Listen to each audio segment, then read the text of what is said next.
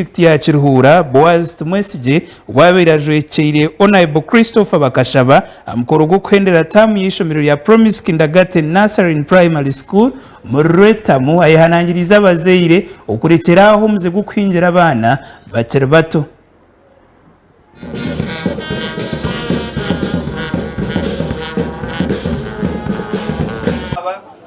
Abanyabuzari murga abana hamwe no buzari kubyama nabo kubatorobuza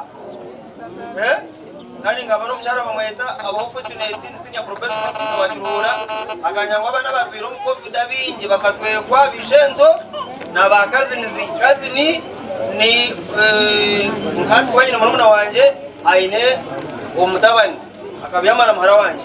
mweno omwana rukweta shwento shwenkazi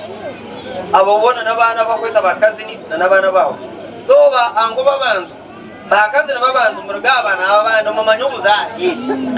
abantu bakutambanya buzari mwatwiferense omwana urishento omwana uri nyina remi omwana n'umunyanyuko no byamutana abakaza abantu bakabura wanzire kuri mu kushunwa at least remera mu kushunwa aheru ya family reka kuremera mu kushunwa family yacu yenyine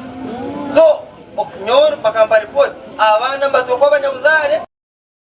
bana baskatabazi ormukama w'ishomereri nashobora kugira ngo tarukagira abazire abari kutwara abana babo mu mashomero gahare ngo kandi niyo bari kwihanemize mibi waiting kucagira abo kuba kiba kuba maronda hari na nanje bacuruho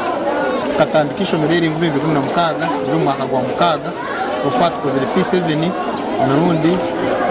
mirundi eshatu so ningira ngo abazire bakunda ibicweka byabo umuntu nkabita bya weta munde bari yubatire mamani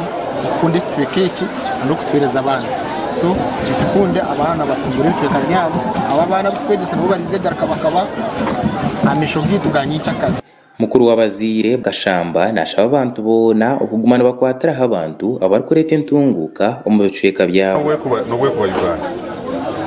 na yakiri investors n'ikintu cy'ukuri umunongo umuntu no gwakabana arugaki yije mu kicweka cyanyu cyareta mu kintu cy'urumuri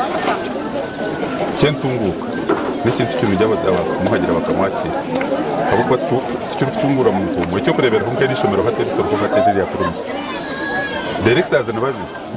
kokari ya mbere kicweka cyangwa umunongo mwe ni intero umuranga wazere ho na style ikintu cyo nekireje mu kentunguka bacyakira batafa yo kureba wakireta na rugahi no wako na rugahi nangu no wako na rugahi Kenya no wako na rugahi Tanzania no wako na rugahi yahiyaga ukaba cyakire bakijwakire abuko n'ibifumbire biceka umukorogo gubire guryo go kusima abana abatembera idara ryo kubanza kurugwa mu kibina echa top class.